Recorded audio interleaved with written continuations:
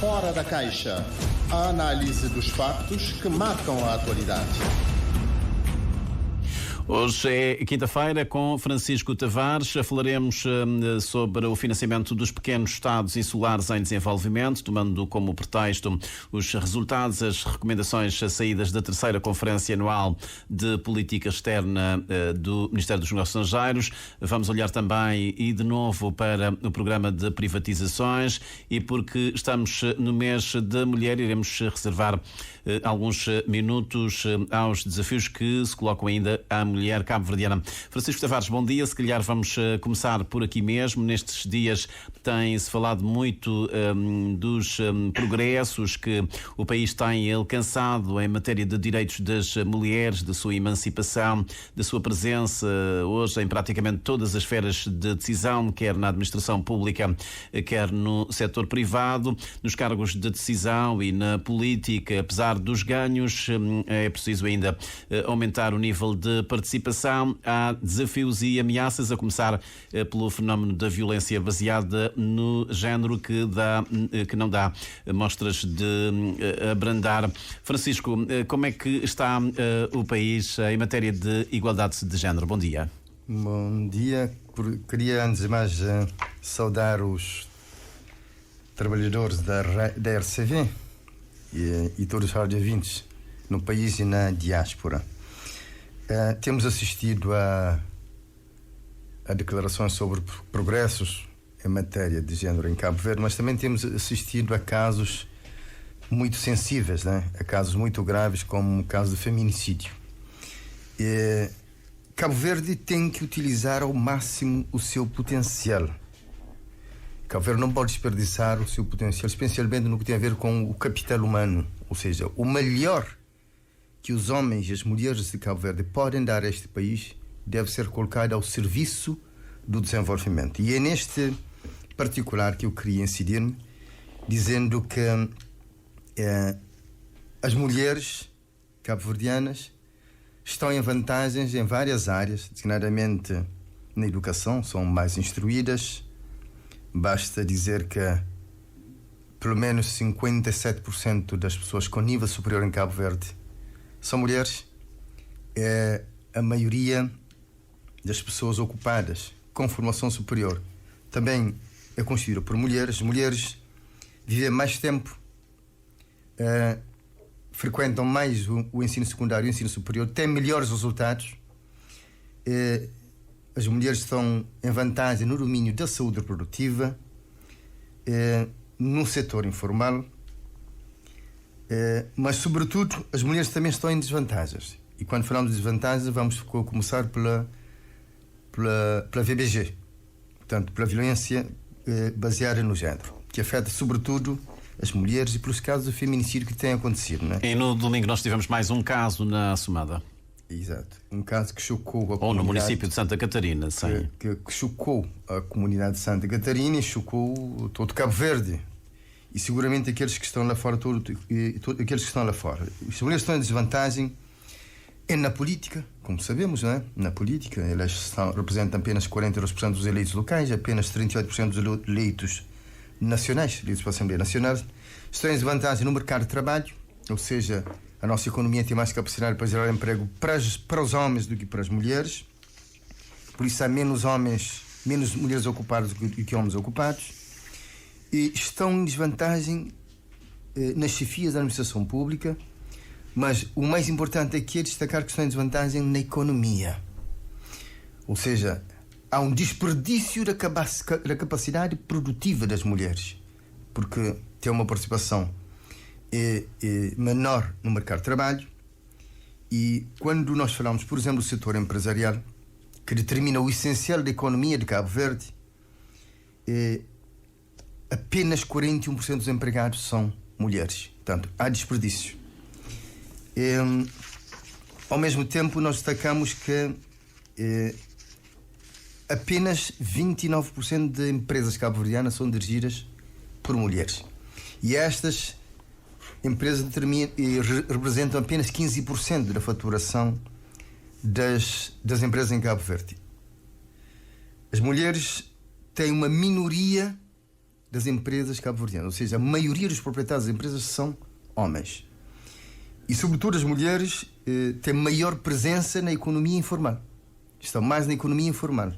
Cerca de 64% das unidades de produção informal são propriedade de mulheres. As mulheres também estão em desvantagem em matéria de rendimento, globalmente. Portanto, globalmente, em todos os ciclos da vida, os homens têm rendimento de trabalho superior ao das mulheres. As mulheres são deficitárias e o déficit das mulheres é coberto pelo superávit dos homens.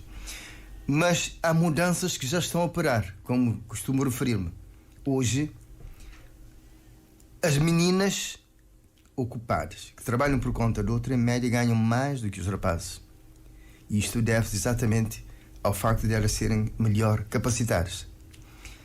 De forma que não estamos a cometer desperdícios no uso do nosso capital humano, uma parte importante do nosso capital humano, e aquele segmento do capital humano que, porventura, está melhor capacitado.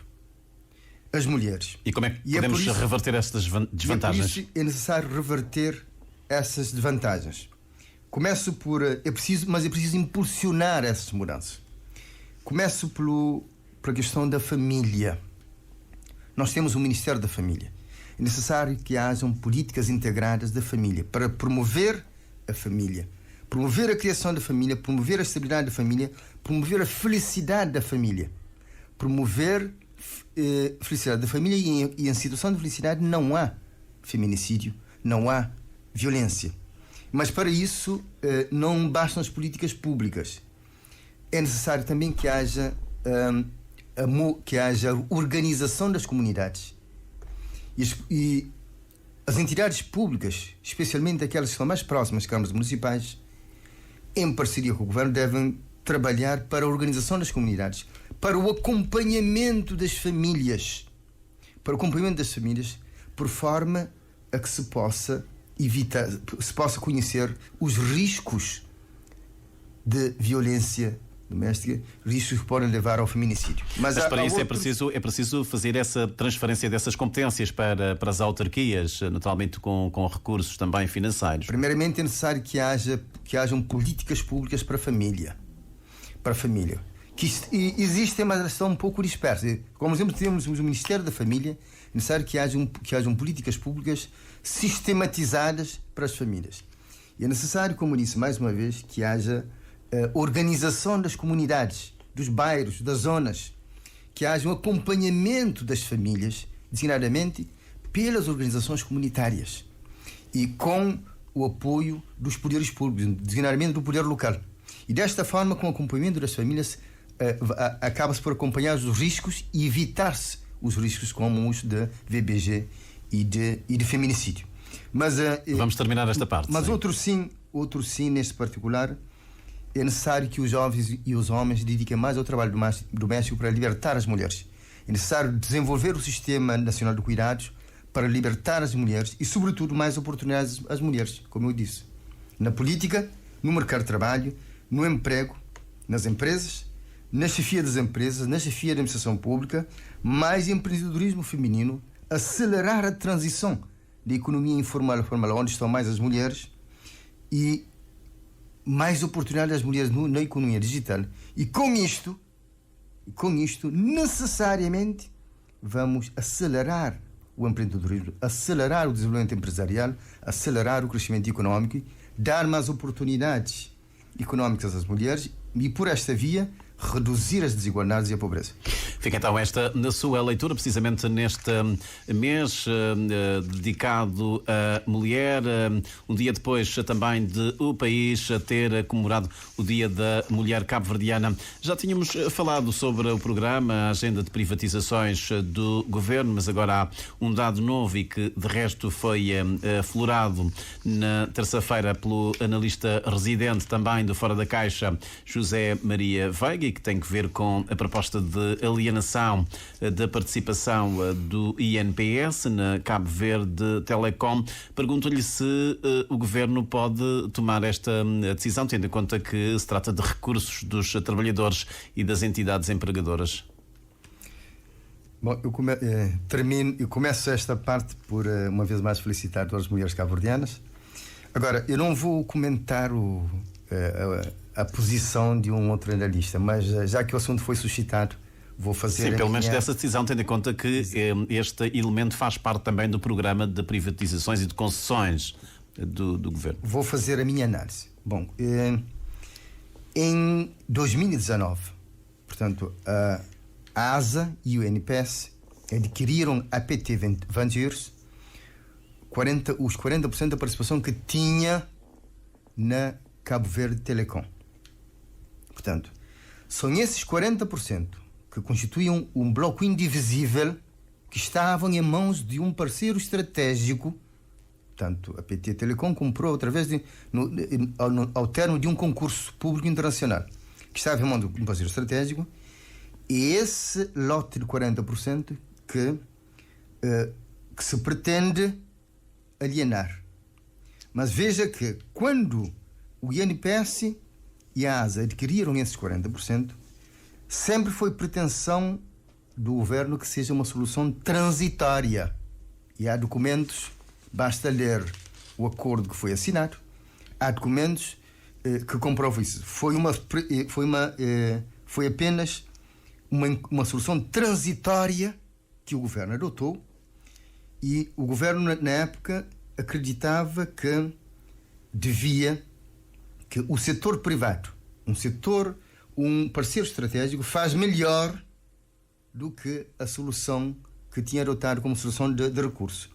E dizia que esperava vir poder a vender essas participações a um parceiro tecnológico com comprovada experiência na área das tecnologias de informação, com um plano de negócios para o crescimento da empresa e para alavancar a sua contribuição para a modernização e desenvolvimento do setor das telecomunicações, de informação e comunicações. Ora, era esta a pretensão do governo. Portanto, é isto que está-se a consumar neste momento. Portanto, foram adquiridas essas ações. Para quê? Exatamente para pôr fim, portanto, a um contencioso que existia na época contra o Estado de Cabo Verde, contencioso que foi intentado pela PT Ventures, porque em 2014, portanto, o Estado de Cabo Verde unilateralmente interrompeu o acordo parasocial que havia no âmbito da privatização da CV Telecom. E esse contencioso foi colocado junto do Tribunal de Arbitragem Internacional da Câmara de Comércio Internacional de Paris, mas também junto de uma instância nos Estados Unidos da América. Isto representava um risco de 120 milhões de euros para Cabo Verde e a perda do controle da CV Telecom. E é por isso que se recorreu a esta solução de emergência. Mas isto integra a agenda de privatizações. Portanto, foi uma solução transitória, e na época a intenção sempre foi que se viesse a procurar um parceiro estratégico.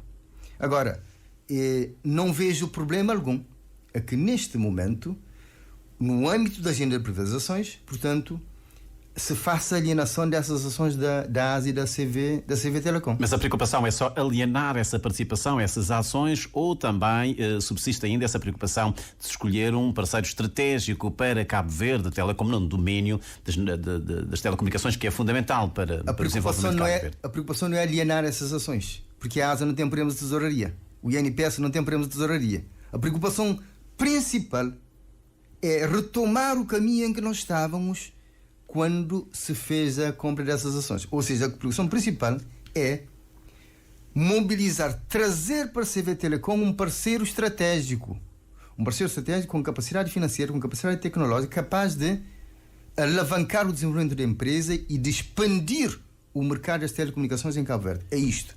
E isto é parte da agenda de privatizações, concessões e alienações. Portanto, isto para fazer o quê? Isto para que a empresa torne-se mais eficiente, garanta melhor qualidade de serviço, ganhe novos mercados, ganhe novos investimentos, possa ter mais e melhores empregos, produza mais. Mas este setor é possível para um parceiro estratégico? Nós já tivemos aqui a PT, depois aquele negócio com a Oi do Brasil. Portanto, se de facto neste momento a Telecom e o setor das telecomunicações é possível para surgir um parceiro estratégico interessado. as telecomunicações constituem uma componente importante para o desenvolvimento da economia digital. Portanto, o digital é o futuro, é o presente e o futuro de Cabo Verde e do mundo. Portanto, seguramente haverá parceiros estratégicos interessados, porque esta é uma área muito rentável, é uma área onde o mercado tende a expandir-se no dia a dia. Portanto, não há dúvidas de que Cabo Verde vai conseguir um parceiro estratégico que vai alavancar o desenvolvimento do Cabo Verde Telecom, vai contribuir para o desenvolvimento da economia digital em Cabo Verde. E Cabo Verde sai a ganhar, os trabalhadores da CV Telecom saem a ganhar, e de forma que não há risco algum, nem sequer há má escolha. Esta alienação. Esta alienação não é para se encaixar dinheiro, mas antes para procurar-se um parceiro estratégico, por forma a se poder desenvolver a empresa, se poder desenvolver o setor e especialmente a área da economia digital. Muito bem. Vamos avançar para o nosso último tema. Hoje no Fora da Caixa, os pequenos estados insulares em desenvolvimento estão a tentar há vários anos introduzir algumas alterações ao paradigma, ao modelo de financiamento ao desenvolvimento em vigor até agora. Este foi, aliás, um dos temas analisados e debatidos na última Conferência Anual de Política Externa do Ministério dos Negócios Estrangeiros, que aconteceu na semana passada. Pergunta-lhe porque é que é importante os CIDs terem um tratamento diferenciado, um estatuto especial no que diz respeito ao acesso ao financiamento junto dos mercados e dos parceiros internacionais. Muito bem, eu começo por felicitar o Ministério dos Negócios Estrangeiros, Cooperação e Integração Regional pela realização da 3ª Conferência Anual de Política Externa. E por esta via está a construir uma agenda diplomática alinhada com as prioridades de desenvolvimento de Cabo Verde e com as questões emergentes da comunidade internacional. Ora, Cabo Verde é um CIDS, um pequeno Estado insular em desenvolvimento. Os CIDs constituem um grupo de países que têm vários desafios semelhantes, designadamente localização remota, pequenez física, custos elevados de energia e dos transportes, uma grande concentração da economia, mas, sobretudo,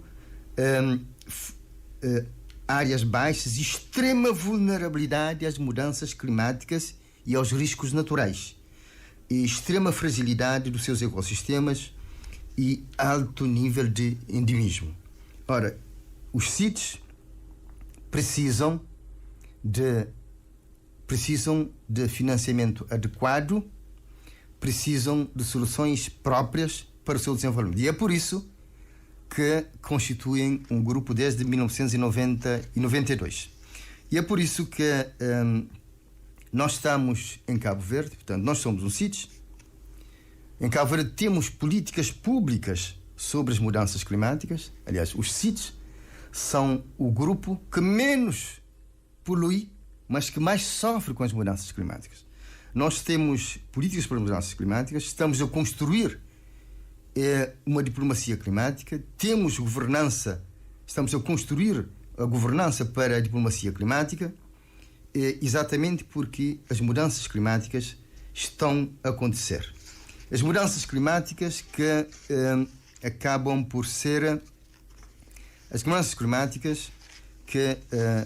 por influenciar de forma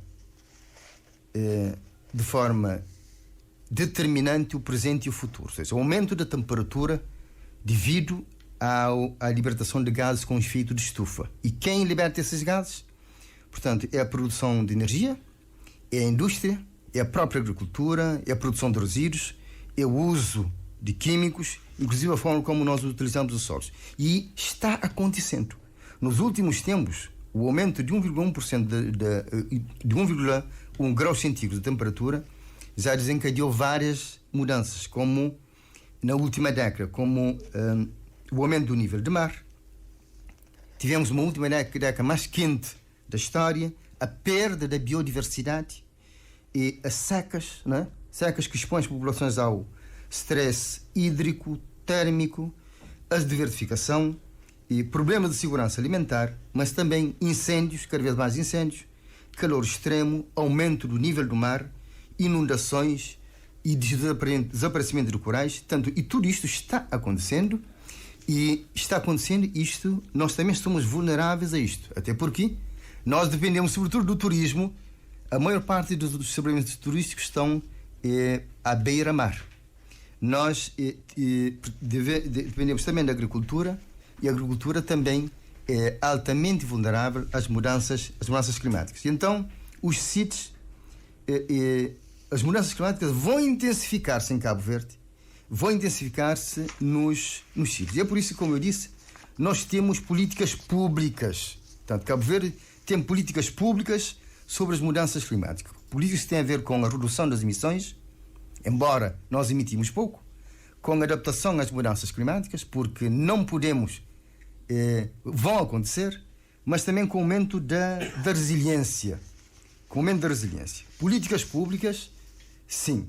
Nós temos uma agenda estratégica de desenvolvimento sustentável, que é a Cabo Verde Ambição 2030, que estabelece a nossa estratégia para as mudanças climáticas até 2030. Temos o PET, que operacionaliza o programa do governo e a nossa estratégia para as mudanças climáticas até 2030. Temos a nossa contribuição nacional determinada, com contribuições em matéria de mitigação, contribuições em matéria de adaptação.